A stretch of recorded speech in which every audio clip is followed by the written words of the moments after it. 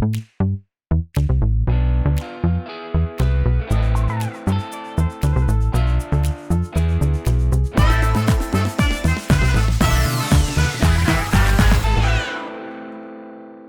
and welcome back to everyone's favorite Not Fintech Investment Advice podcast, Not Fintech Investment Advice. I am Alex Johnson, and I am joined once again by the magnificent author of the Fintech Brain Food newsletter, thinker of big fintech thoughts, Mr. Simon Taylor. Simon, hello. Hello, sir. How are you? Are you sitting comfortably? That is my question for you.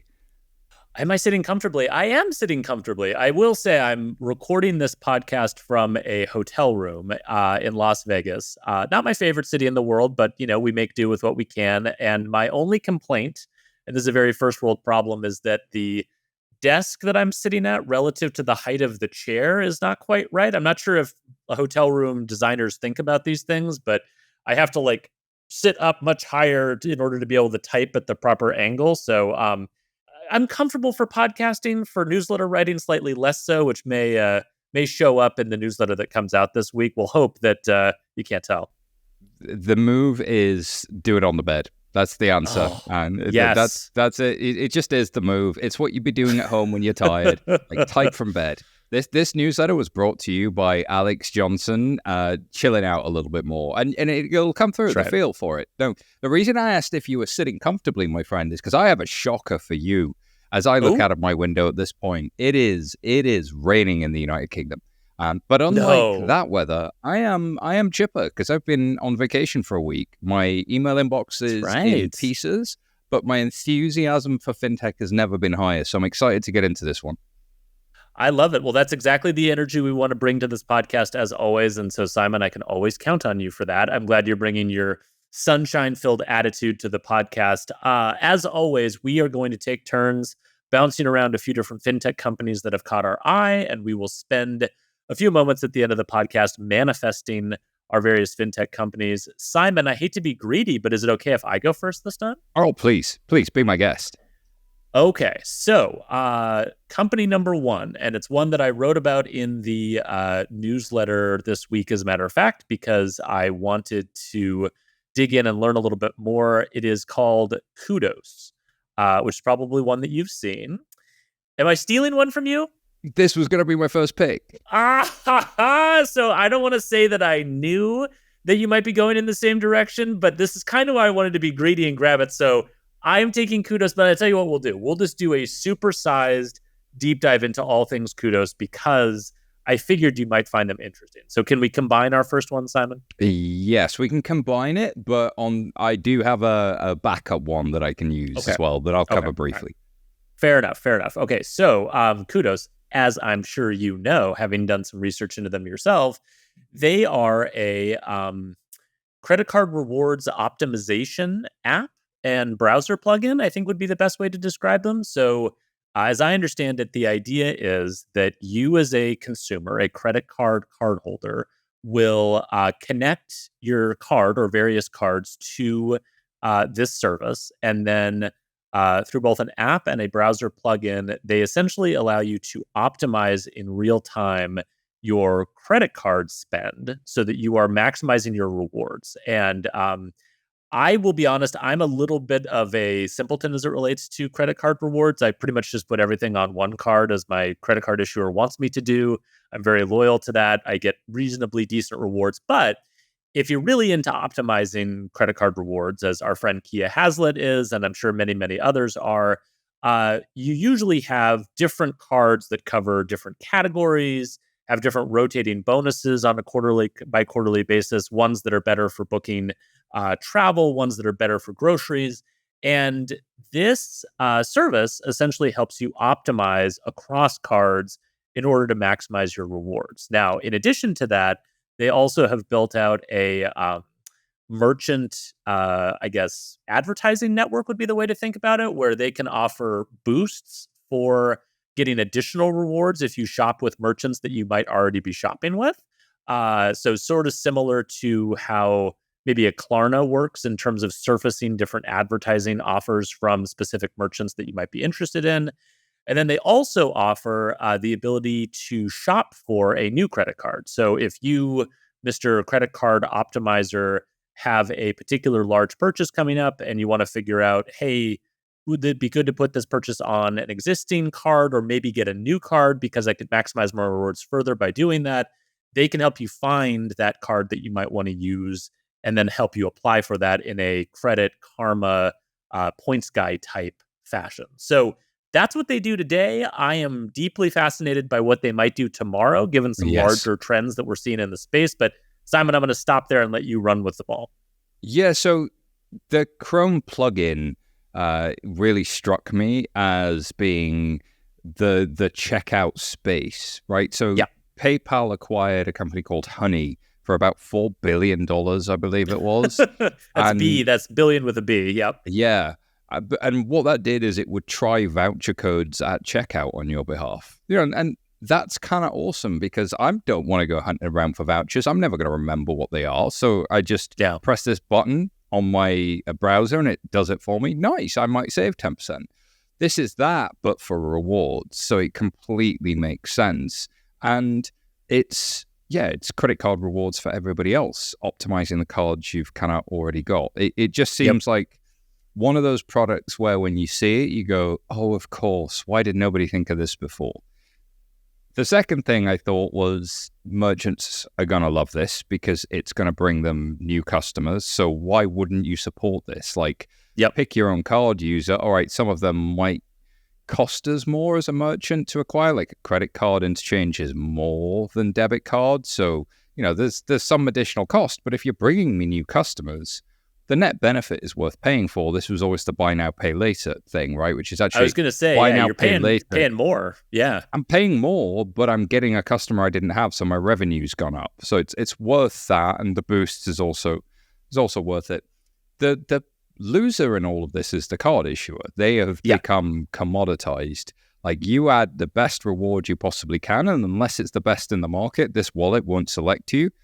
Ooh. If this does take off, I can see it coming under pressure. But to your point, where it goes in the future, I think there are two things to unpack. One, the wallet as the center of gravity for the consumer.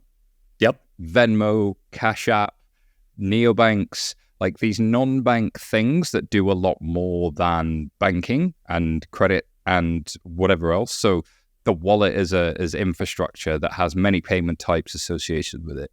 And it's like consumer-centric and is trying to do cool stuff for you. And two, Visa Flexible Credential. Yeah. That is the coolest thing to happen in payments in quite some time. And if you missed it... Simon, give us a rundown, because there might be some folks who are unfamiliar. So Visa's Flexible Credential, in short, takes the 16-digit card number and turns it into an ability to switch from credit to debit. So let's say I'm going to swipe and by default I've used my debit card, but after the fact, I'd really like it to come out of my credit card because I could have got some rewards. Visa Flexible Credential enables that. And in the future, let's say I'm a neobank and I don't have the ability to lend, I don't run a credit program, I could essentially support the ability to give a consumer the ability to split that transaction, like pay later product from Chase, that flex pay type of product. And that would give Chime and Current and others something different that really pulls them into the credit space. So that flexible credential is interesting because now this card, this 16-digit, becomes not just an agreement that I'm going to move money from A to B, it's an agreement that I can change my mind after the fact of where A is, but so long as we agree that B, the merchant, is getting paid. So it's a legal wrapper. I agree to pay the merchant, but I reserve the option to change where that comes from over time. Now, if you add that flexible credential into the world of cards and online checkout and to wallets, then the conversation gets quite interesting. We've moved from a world where my card was trying to be the top of my wallet and the thing I use every day, and everybody's duking out for which card am I going to swipe today? Am I going to pick the Amex? Am I going to pick something else? Now they all sit inside my Apple Pay. They all sit inside my Chime, my Venmo or whatever, and it picks for me. And it can pick for me at the network level, at the Visa level. That's really, really interesting based on what's best for me as a user. And their revenue model is very different to some other places. So it changes the game. It's a real game changer. Yeah, I totally agree with that. And when I saw Kudos, they just raised a Series A, my mind immediately jumped to the new Visa flexible credential. And it's interesting, right? Because the analogy I would sort of draw to it is you were talking about browser plugins. The thing that's so cool about browser plugins is that they allow for services acting on the consumer's behalf to be contextually aware of what the consumer is doing in that moment in time, right? Yes. So I'm on a checkout page. I'm about to enter in payment credentials. Boom, the browser can know what I'm doing. That plugin can activate and it can give me advice on, hey, you want to use this card rather than this card, right? So browser plugins allow for that contextual awareness in an e-commerce context. The problem is with Honey and with Kudos and with all of these different services, the browser plugin is the only opportunity that you have to play that sort of contextual role in the lives of your customers. It's hard to do it in a mobile app.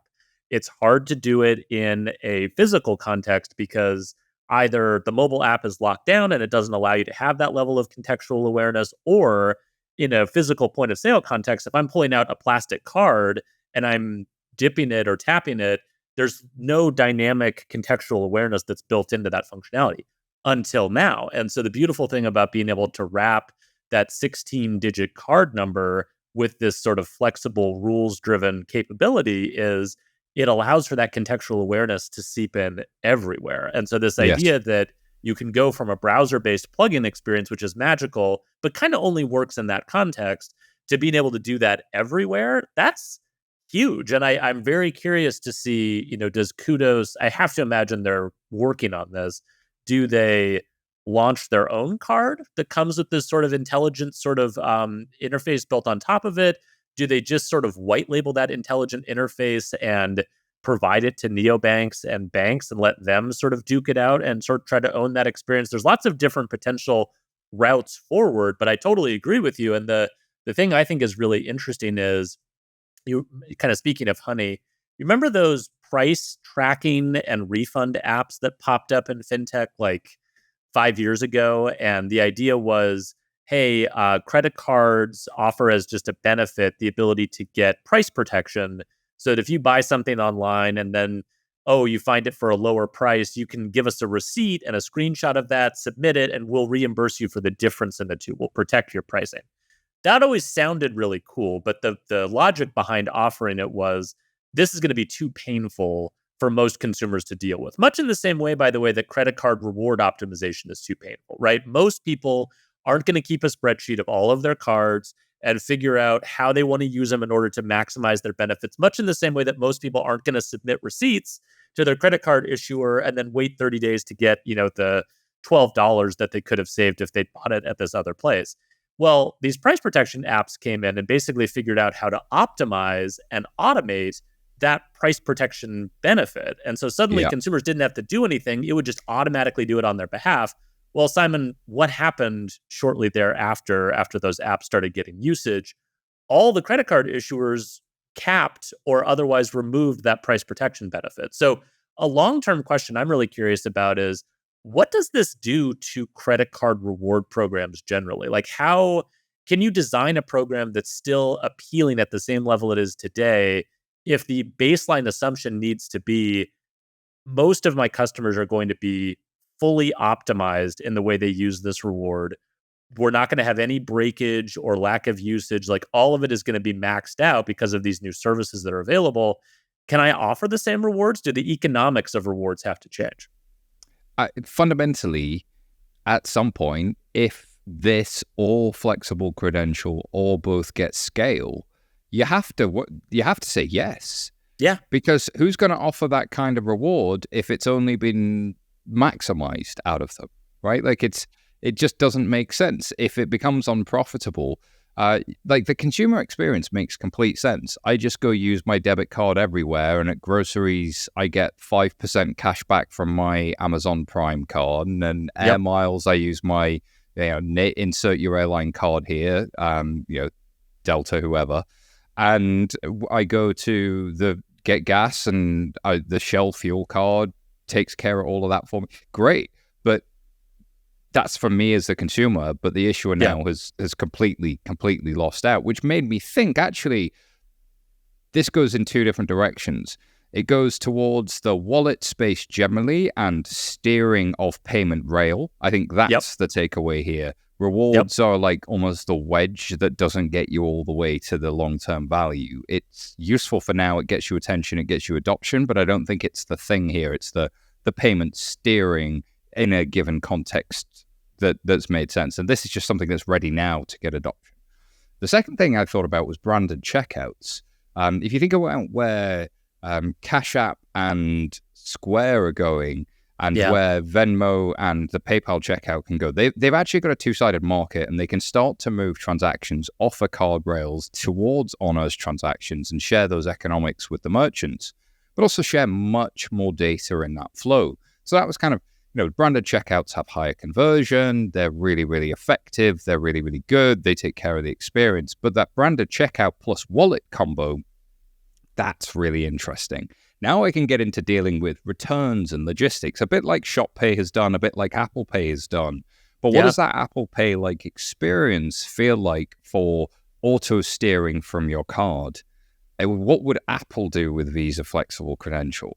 I think that is where this starts to get a little bit more interesting. And Apple moves in 10-year increments, especially at the moment, especially when they're not doing terrible advertising. But they will eventually get there, and I think there's an interesting conversation to be had when they do.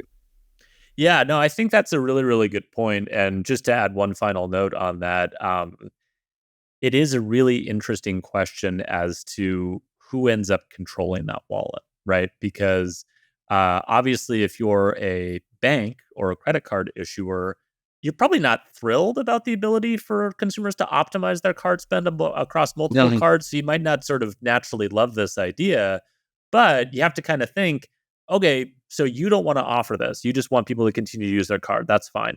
But if you don't offer this, if you don't create this sort of intelligent wallet layer on top of the payments that you offer, you might lose the ability to have any influence over where customers are being steered to, right? And to your point, if you cede that ground to Cash App and to PayPal and to Apple and to whoever else, those wallets might have a lot less loyalty to like banks and card networks in general, right? And so you could definitely see a world in which someone like an Apple controls that wallet layer, and they basically say, okay, look, credit card issuers, come to me with your best rewards. I'll present them to the consumer. Merchants, come to me with your best rewards paired with, pay by bank as a rail, which you might prefer, but you want to get people moved over. Bring your best rewards. Apple, will be the arbiter of trying to help the consumer decide what's best for them. And if there's no friction associated with that choice, if it can just be optimized, then literally Apple gets to pit merchants, credit card issuers, other providers of payments against each other for the benefit of the consumer. That's a world that's great for Apple. It's great for the consumer. It's not really necessarily great for people who are trying to capture and hold on to payment volume. So I'm with you. I could not be more curious about how that space evolves. And this just seems like, the tip of the spear to a much larger thing that we're going to see. One final thought, if I may. If you want to take this to its extreme, you go look at Singapore. Singapore is notoriously value-centric and reward-centric. You will see 10% cashback, 9% cashback on certain cards. If you go to a checkout, you have 16 different options from every bank and wallet and technology company. But go look at Grab. I wrote them up this week in Brain Food because I think they just don't get enough attention in the Anglosphere and the transatlantic conversation for how much they have built a successful wallet operation. We talk about Alipay, we talk about Tencent, sure. But like being big in China is like being, just big. Like it's just built in. You're the moon. Of course you're big. Right. But what does that metaphor even mean? But the crazy thing about Grab is they went from operating a very unprofitable wallet to now tipping into profitable and a whole financial control center. They do have partnerships with banks under the hood, but fundamentally they started at the payment and have cross-sold into all of these different products around it. And they have the ability to accept payments, make payments, moved it to honors transactions, but they're also steering between your existing cards and everything that's happening underneath it. The problem with that is that's great, but they're one of many. And so every time you go to a checkout in Singapore, the merchants are just pushing a new payment button at you because they've got an incentive to do it. So this is a balkanized world, starts to look like that checkout page where, every branded checkout is shoving in front of you. I talked about Stripe Link and Shopify Pay being aggressively frictionless. Yeah. Like, that's awesome. What does it look like when there's like 2 or 3 of them fighting to get your attention? There's a nightmare scenario here, but the ultimate answer is you kind of have to end up on both sides. The banks have been forced into being a payment acceptance and a wallet player. It's a very different banking market. This is not apples to oranges, but it's instructive.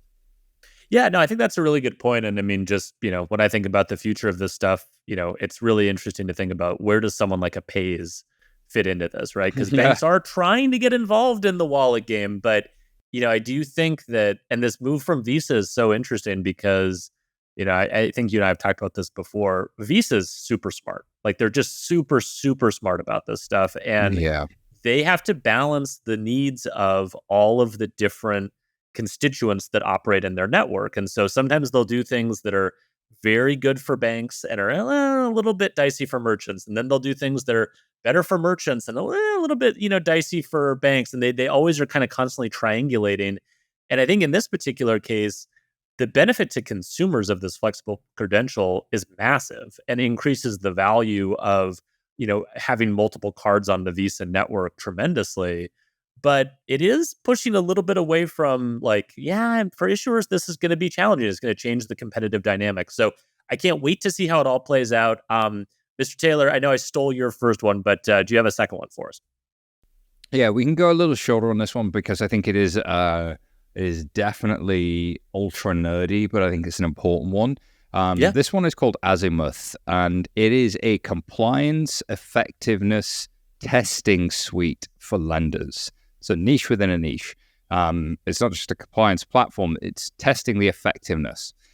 So if you have to comply with federal and state laws and the CARES Act as a mortgage lender, traditionally what you would do is you would go and do a sample of, 1%, maybe 0.5% of the population, and maybe even some outsourced provider would go check, the terms of that loan and how it was serviced, and if all of the federal and state laws had been dutifully observed. Have you helped mitigate losses? Was this lending fundamentally fair, etc., etc. This batch testing is still the default for the vast majority of financial institutions. So if you are batch testing 0.5% of your user population, how effective is your testing, really? And regulators are starting to ask that question, how effective is your testing? And really taking a CSV export of a confusing set of transaction data from a system of record that's 30 years old or whatever else, giving that to a human offshore and saying, does this comply with federal and state laws in another country? And expecting them to know the answer to that. Yes, they may be specialists in it, but how good is that service really? And so this is one where, because regulators are now pushing for effectiveness as an answer to the question, fundamentally the default in the industry is wildly inadequate. And having a solution that will come along, look at 100% of your population and give you answers to that question, driven by the data from those exports, fundamentally different, and it'll identify gaps you didn't know you had just from looking at the whole picture. How about that? Turns out databases and technology are really good at doing things fast that humans find laborious. And my first thought with this was, this has kind of been the default in fintech for a while. Like, it's something we do at Sardine. It's something I know that a lot of the fintech companies that predate Sardine had been doing. Like, you test on 100% of your population. And yet in financial institutions, it's so incredibly rare. So I think this is a great product. I don't know how big they go. I don't know if they're sort of a specialist. I don't even know if they're venture backed and it's repeat founders. But this is the kind of thing that just struck me as like, yeah, they've captured a theme in the industry that's topical, and I think it's important that we talk about it. Yeah, well, I mean, niche, nerdy fintech topics that are like layers deep within the stacks are specialty, Mr. Taylor. So I'm glad you brought them up. It reminds me a little bit of what Cable is doing as well. And they're obviously more focused on kind of the banking as a service space and are kind of going not so much around lending, I think, but the core idea of automated assurance testing to replace sampling makes a ton of sense. And I think you're right. I mean, it's very much just a what time period did you build this in? And if you built your compliance controls and monitoring in the 1990s, then the option to do automated assurance testing on 100% of your loans or accounts, it just wasn't feasible. Like that just wasn't, the systems didn't allow for it. There was no sort of automated monitoring that could do it. Just wasn't possible. That's probably how they would have designed it if they could have, which because at Sardine and at any number of fintech companies that are being built Alloy, today, yeah, all of those guys. yeah, it's just like, well, this would be the obvious way to do it. So I love the idea of fintech infrastructure being built to go back and help banks kind of catch up to this. And just to illustrate kind of why this is important, with sampling, one of the challenges, and there's lots of different challenges with sampling around like how quickly do you get an answer to the question? Are you catching stuff in real time? So when we think about whether it's fair lending or AML or whatever it is you're trying to sort of stop from happening, you always have to put it in human terms. Like something bad is happening to a human being because you didn't catch this thing. So Yeah. being able to do it faster, really, really important. But also, there's also just an element of some problems that you have in your compliance controls are universal, meaning that, hey, we screwed up this policy thing. This is something we're required to do across all 50 states in the US. And, through sampling, we were able to catch it because even though we were only looking at, 1% or 0.5% of our loans or transactions, it came up and we were able to identify it. That's relatively easy. The harder thing to do is, hey, the state of Rhode Island requires that we do this thing. And none of the other 49 states require it, but the state of Rhode Island requires us to do this. We didn't do it the right way. Well, the problem from a sampling perspective is your sample might not include someone from the state of Rhode Island where you screwed this up. And maybe the condition that's required for this to be a problem only comes up X amount of time, even in the state of Rhode Island. And so you have to think Yeah. about it. If the incidence rate is low enough, you might not catch it in sampling. And it might not become apparent that you've made a mistake on this for, I don't know, months, years. Yep. And the problem, of course, is the longer a time period it is where you have this compliance failure, the greater all of the damage is once you eventually figure it out. And that applies to remediating the problem. It applies to the fines that you get. It applies to the reputational damage that might occur, all because sampling is just not a very good technique for finding problems that are small but important. And particularly when it comes to lending, where you do have to worry on a state by state basis that you're doing this the right way, there's a lot of small problems that could be sitting in your compliance controls that you'd have no idea are Yeah. there. So I love the idea of moving to an automated approach for this. Good. Well, long may that reign. Long may it happen.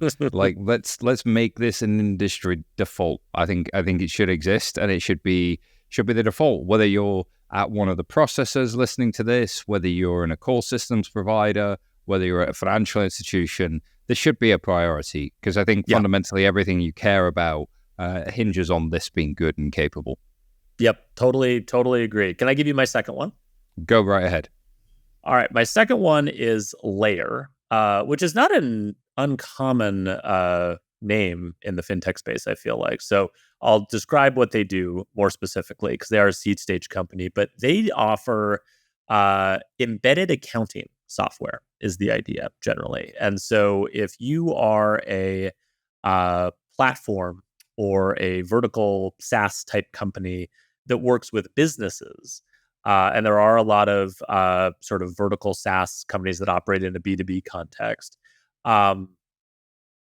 Accounting software might be a particular module or capability that you want to offer to those end business customers.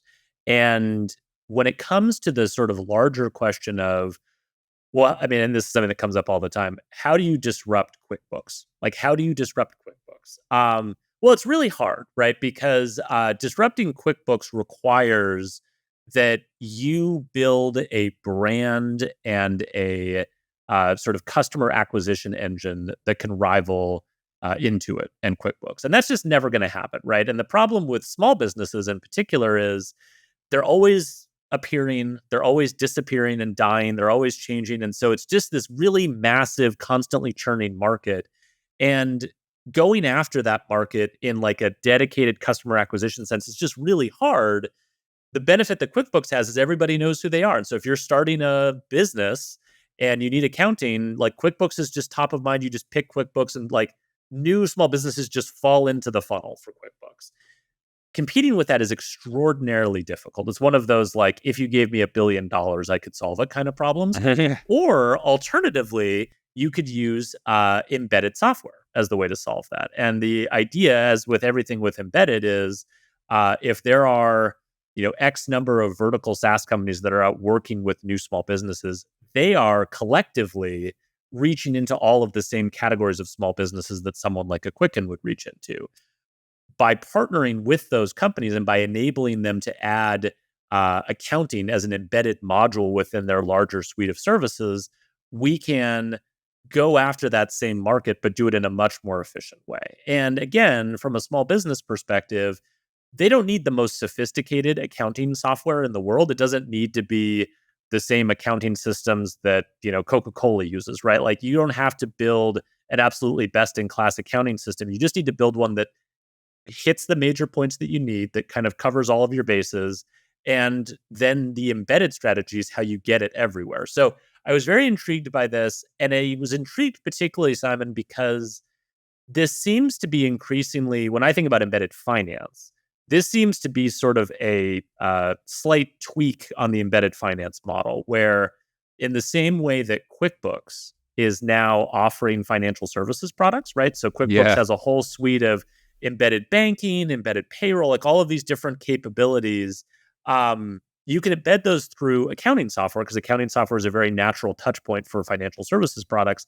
Well, now we have embedded accounting systems, which can then themselves embed opportunities to provide financial services or financial products. And so it's sort of embedded finance squared, if you will. And I see this with embedded accounting. I see it with embedded payroll. Someone reached out to me recently with an example of embedded marketing, where there's like marketing software that's being embedded within these vertical SaaS companies. So there are so many different software products that are becoming embedded within other software products. And so when I'm thinking about the future of embedded finance, I don't even necessarily think it's going to be embedded finance directly. It might be embedded finance via other embedded software products that are going into all of these vertical software channels. So Simon, what's your thought? If you look at the back office of any vertical SaaS company, it's like fractals. Like, when you zoom into a fractal and inside it is the fractal pattern, and you zoom in and the fractal pattern, that's one metaphor. The other one is like Russian dolls, but it's hard to know what's in the middle of it. Like, and what am I Russian dolling up and down from? Right. And everybody's embedding everything everywhere, all of the time. So what's instructive is to go look at Stripe. Go look at Stripe and see that people think of them as the payment acceptance company, but they also help me do billing. They also help me sell payment acceptance. And once I've sold payment acceptance, I can also sell the accounting around it. And I can sell the ability to get paid early. So I can accept payments, but I can empower other people to accept payments. That embedded everything, and everything is embedded for everyone all of the time, is just a new default. And what you have to ask is, why one company or another? Why would I pick Stripe as my payments people? Then would I also use their billing engine? And if I do, would I also use their accounting engine? And would I also resell that to all of my customers? So I'm a vertical SaaS. The canonical example is MindBody. They sell software for gyms and personal trainers and yoga studios.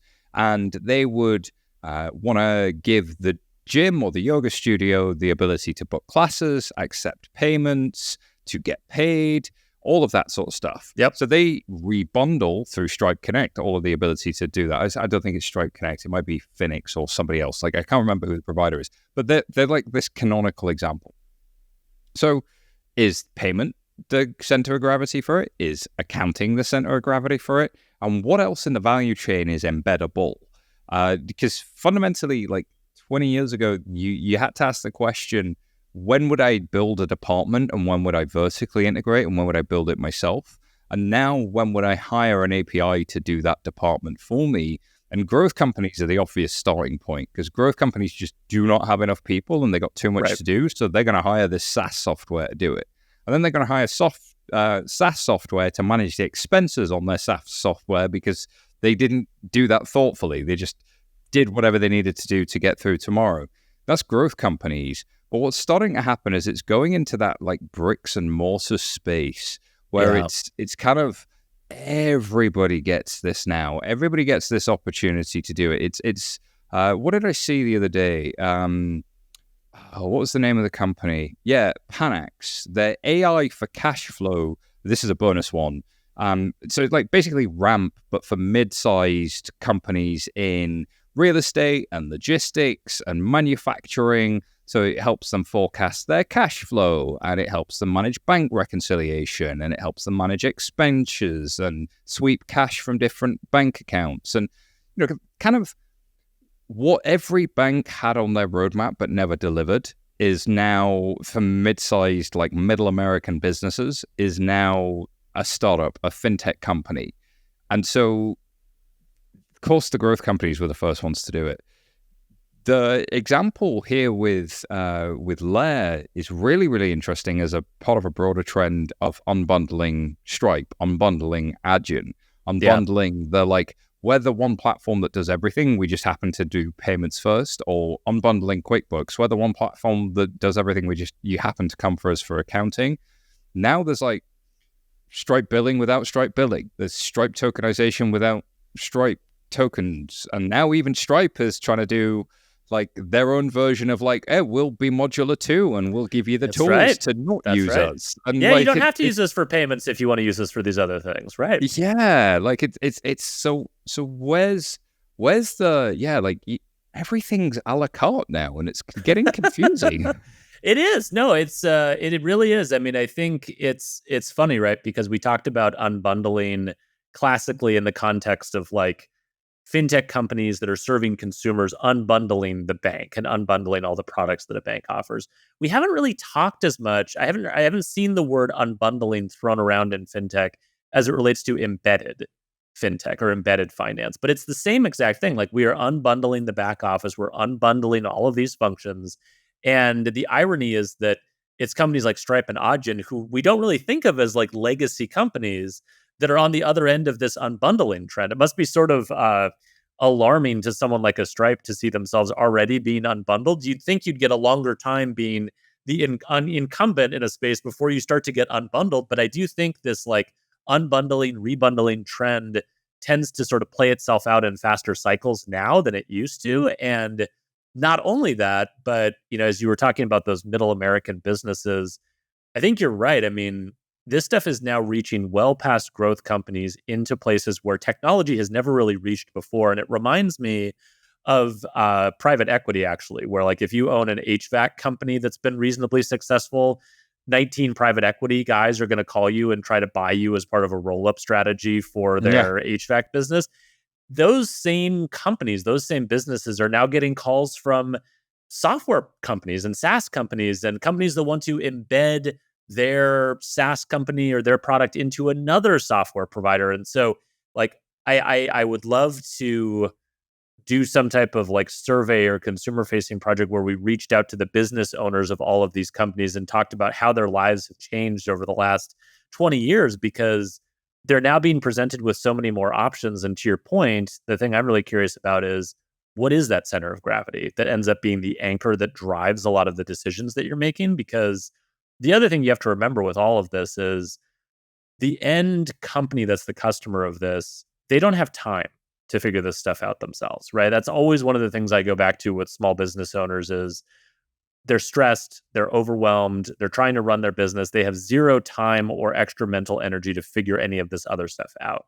So they want someone to bundle it for them. The question is, who's the one they're going to turn to for that bundling, and what does that bundle include? And I think there's a lot of pressure on that right now. Here, Well said, sir. I really do wonder about where everything is embedded ends. I want to know where it goes. Yep. Can we do the thing where we do the chapter skip and see the next part of the movie? Ah, Would that be unfair?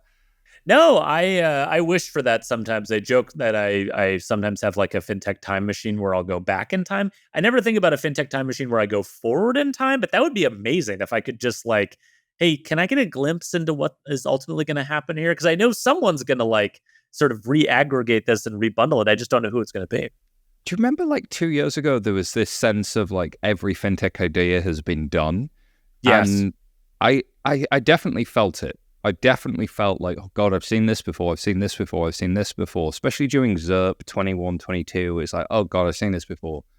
But now I can't remember. Like, in fact, the last time I was this excited was probably 2012, 2013. Like PSD2 has just been announced Yeah. and open banking's coming along. And is this stuff ever going to...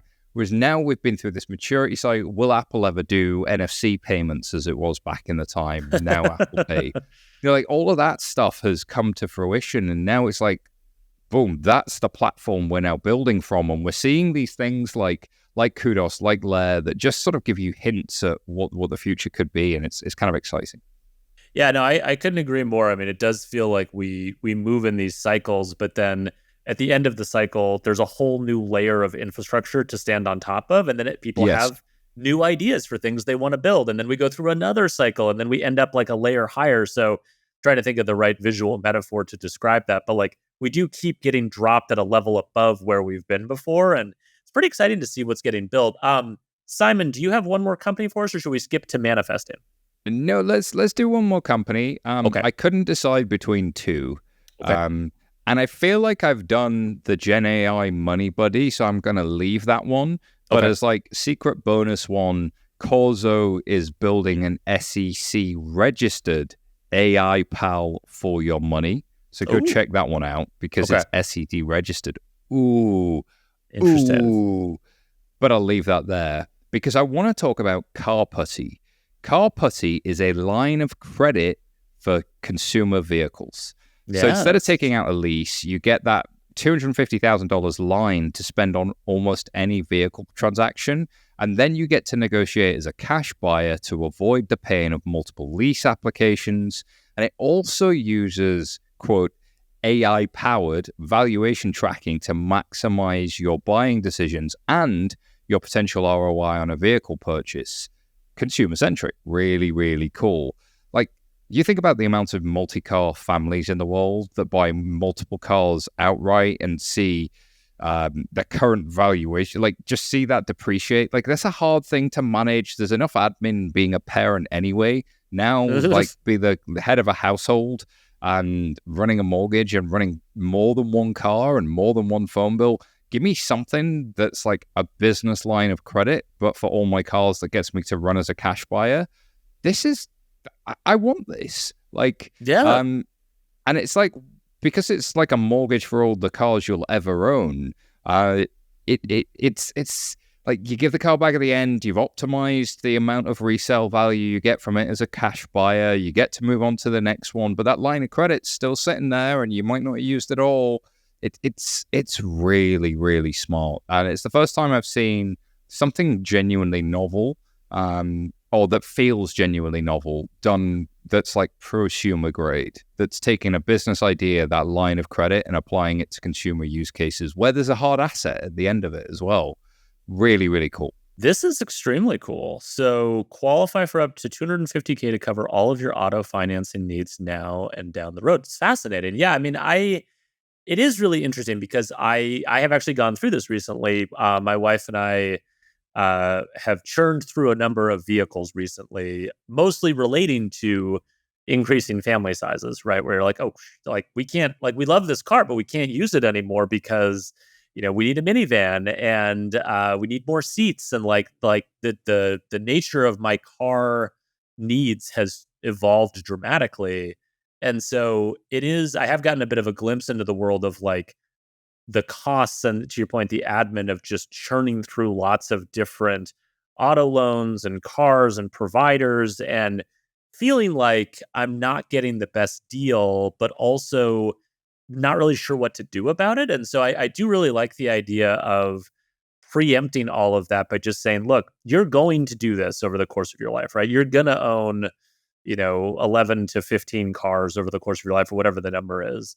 Um, there's a smarter way to navigate that entire experience. And to your point, the challenge with this, much as it is in the mortgage space as well, is when the lending is wrapped around a hard asset, it's really, really hard to innovate in that space because you have to have an informed point of view on the value of that asset and that collateral. And if you don't, it's extremely difficult to construct novel sort of lending products around it. And so the fact that they do seem to have a very strong sort of functionality built around being able to plug in your VIN number and being able to sort of figure out your vehicle's current valuation and its future valuation.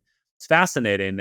I also, I guess, am very curious about how this does intersect with the traditional car buying process, because one of the things that I've decided, at least in the US market, is just one of those like laws of the universe. And I don't really understand why, but it's just kind of the way that it is it's extraordinarily difficult to disrupt the auto lending process if you're trying to preempt the role of the dealerships in the auto lending process. Um, Many people have tried over many decades.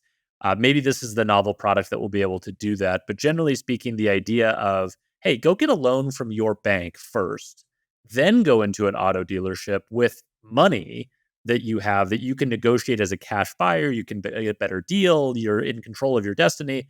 That concept has made sense for a long time, and banks and credit unions have tried to get their customers to do that. But inevitably, what everyone always does is they go to the dealership first, they look at the car first, they decide what they want, and then they get sucked into the vortex of financing through the dealership. And so I'm very curious how you might go around that experience. What's Or the is there a funnel? way, yeah, I mean, or is there a way to work within the existing funnel to do this? Or maybe you start this on the used car side and then you sort of try to work your way back up into the new car side. I'd be very curious to understand the go to market here, because all I can tell you is the dealerships have an outrageous amount of power as it relates to this, and it's very difficult to get in the way of that. Yeah, dealership line of credit. You can only use it with us, but you can have whatever car you want. Might make Like that's sense. Might make sense. yeah, Yeah. it's Or not the the fact worst that like, idea, is it? well, a lot of Um, times too in like communities like the town I live in is a good example. There'll be one company that owns multiple dealerships. And so like there's the Toyota dealership over here, there's the Subaru dealership over here, there's the Ford dealership over here, but it's actually one person or one company that owns all those different dealerships. And so you could actually create like little smaller networked lines of credit where works across all these dealerships as long as it's this company that owns those dealerships. So you could start to create networks within networks, I would think. let's see. Let's see. Shall we manifest?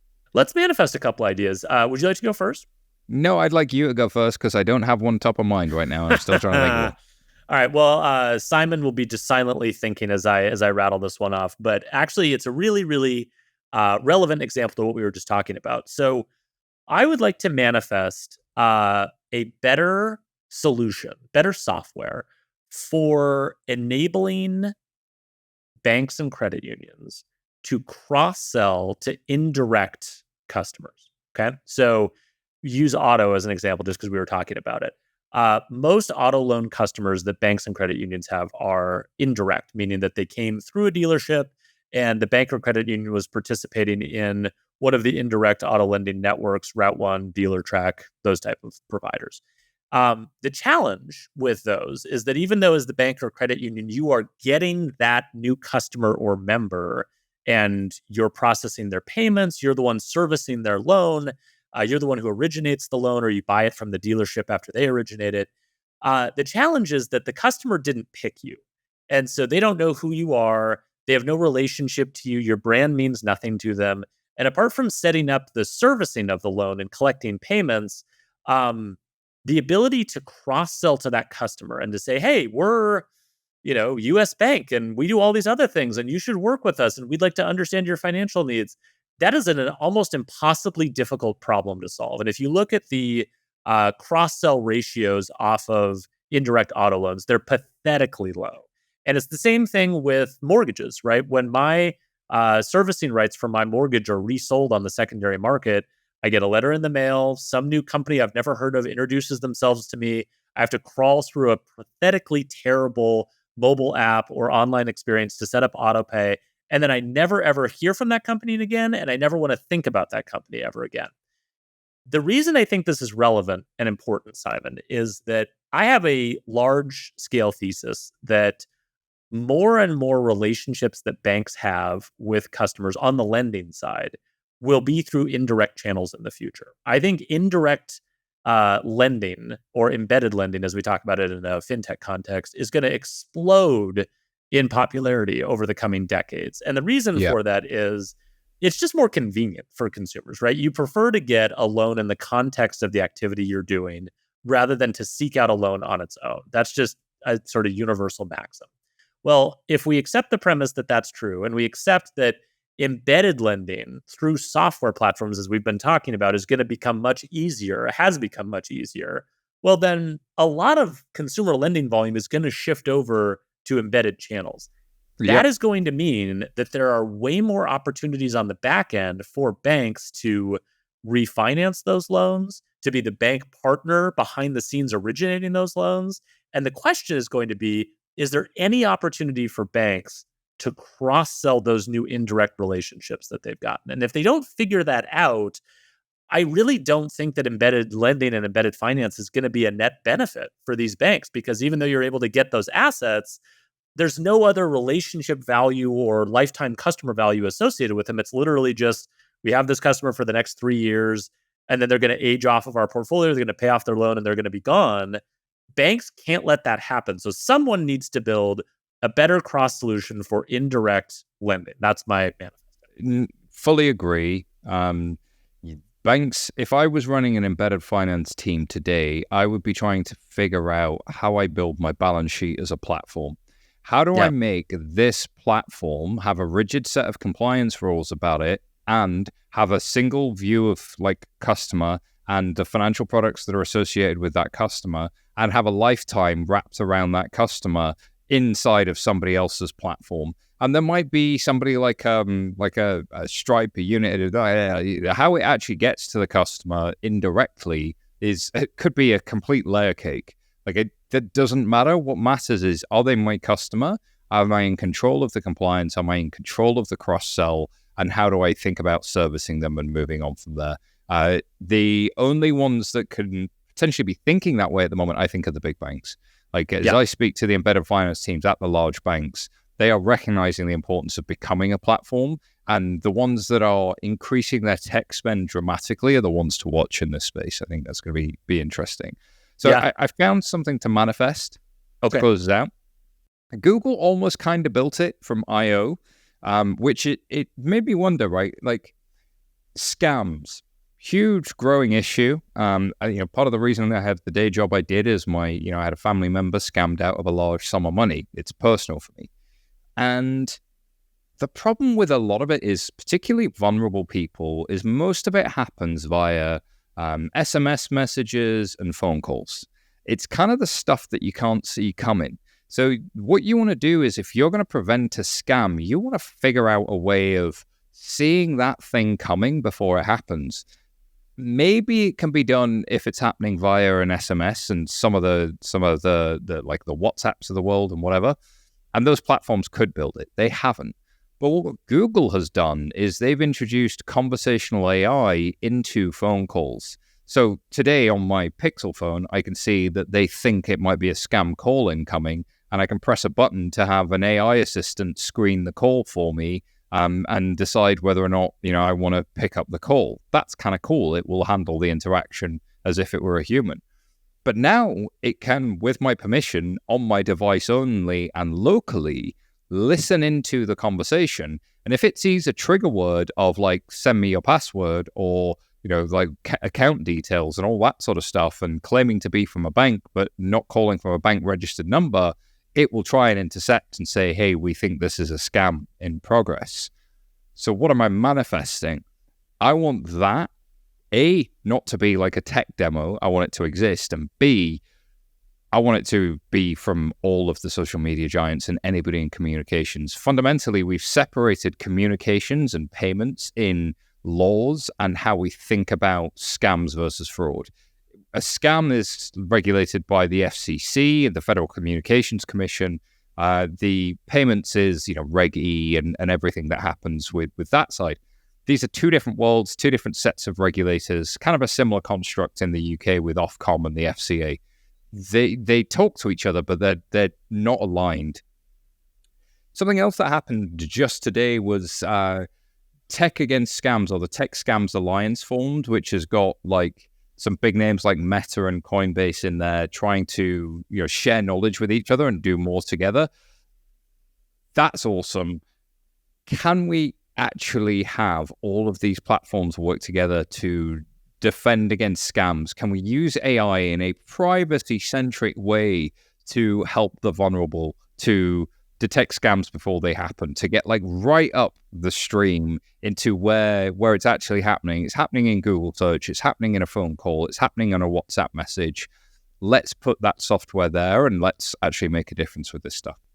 I love it. That is something I would very, very much like to see. I just can't wait for a future in which that stuff is more tightly integrated so that we don't have as many of these problems, and particularly problems that affect the most vulnerable consumers, as you were saying. So could not more heartily +1 to that. I think that's a great one. Well, I will take that +1 as validation of myself and my soul.